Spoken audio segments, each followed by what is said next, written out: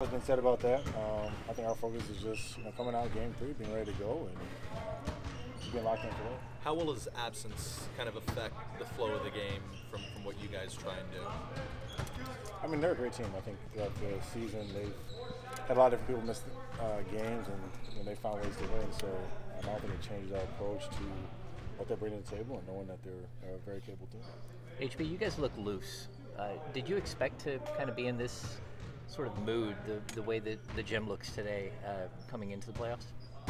I mean, I think for us, it's maintaining the same spirit that we've had all season long. I think that for us, we're naturally a more loose team, but we know when it's time to compete, we need to lock in. So I think for us, carrying on as we usually do, is important.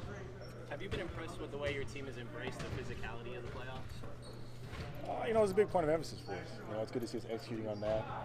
It was something that throughout the season we had definitely roles in, but I feel like for the first 2 games we've done a good job of just being consistent with it. How do you just flip that switch?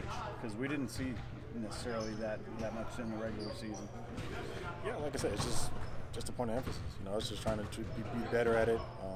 Like I said, we've struggled throughout the season, but we know that for us to have a chance and compete every single night, we had to do the little things, and that's one of the big ones. When you have a group that hasn't done this before, like how pleased are you to see the way you guys have responded, the poise and the physicality and all those things that you've shown?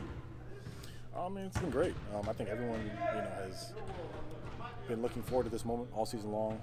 Just be playing in the playoffs, and I think for guys to be contributing in a variety of ways. Obviously, it's easy to highlight Fox, Domas, Malik's contributions offensively and things that they're doing, but defensively, I think everybody is throwing in, competing, trying to make shots difficult against great players, and I'm just trying to keep it going.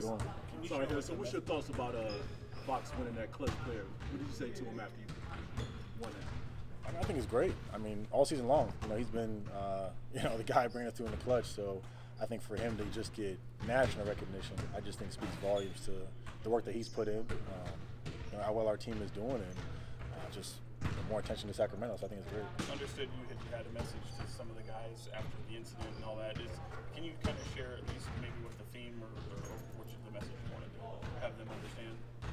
I mean, just the same message that we've just been preaching the whole time is poise. In a situation like that, the arena's going crazy, a lot of emotions, a lot of stuff going on. Just maintaining poise, just being where your feet are, trying to stay focused on the game plan, and just falling in, putting all your attention to that as opposed to all the external things. Why did you feel the need to be the one to speak up and reiterate that message at that moment? There's a lot going on.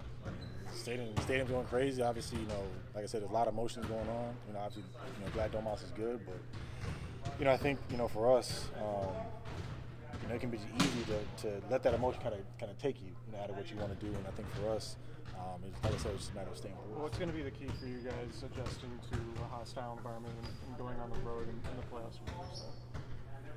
I think it's the message is still the same. You still want to play the same way.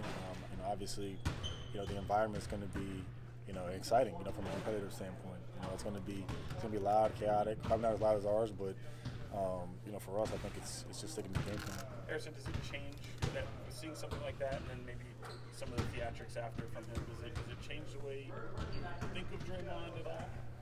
I mean, like I said earlier, I don't really have any extra commentary on it. I mean, you guys are the best at what you do, and I'm sure you guys have talked about it at length. So I think for us, it's just eyes forward and just controlling what we can control. Harrison Mike's probably going to be named Coach of the Year later today. What impresses you most about his work with this team this year? I mean, I think another just great recognition.